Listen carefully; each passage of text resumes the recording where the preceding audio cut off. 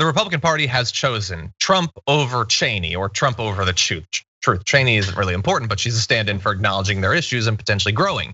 And here is the issue with that strategy. It's not just that Trump is awful or whatever, they're fine with that. It's that electorally, it seems like a pretty dicey decision for their party to have made. And I want to turn you to a little bit of their own internal polling as evidence for that, and the uncomfortable sensation that they seem to get. They're not saying it, but it's pretty clear. So apparently, this is back in April, when staff from the NRCC rose at this meeting to explain the party's latest polling in core battleground districts. They left out a key finding about Trump's weakness, declining to divulge the information even when directly questioned about Trump's support by a member of Congress. Here's what that information was that they did not bring up. Trump's unfavorable ratings were 15 points higher than his favorable ones in core battleground districts. Nearly twice as many voters had a strongly unfavorable view of the former president as had a strongly favorable one. So Liz Cheney, this is one of the things that apparently scared her, according to her. She said that she was alarmed in part because Republican campaign officials had also left out how bad Trump was polling back in a March retreat for ranking committee chairs. Both instances, she concluded, demonstrated that party leadership was willing to hide information from their own members to avoid the truth about Trump and the possible damage he could do to Republican House members. So it is possible that he's polling really bad, but that's still better than whatever else we have, maybe. But they're pitching this as he's the one that will help us build back better.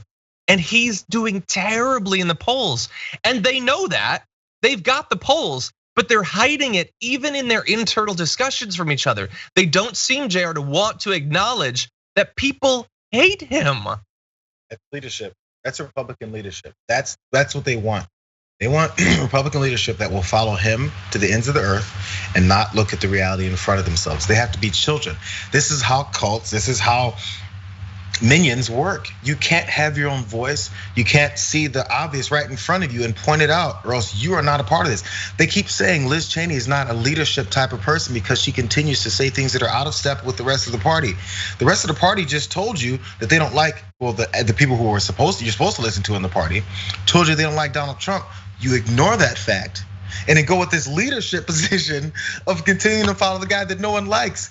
And you still think this is a winning strategy. Hey, Republicans before Trump got in office said all these correct things, like Lindsey Graham. If we accept Donald Trump and ingest him into our party like this, it will be the end of us. He said that because no one likes him. They knew that, but now that he won, that eliminates everything.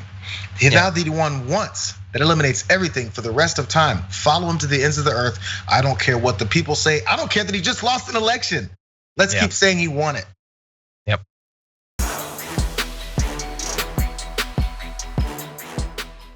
For more political news breakdowns, interviews, stories of activism, and me trying my hardest to care about the occasional big celebrity news story, subscribe to our YouTube channel at youtube.com/thedamagereport. And you can ring the bell wherever it is so you don't miss anything.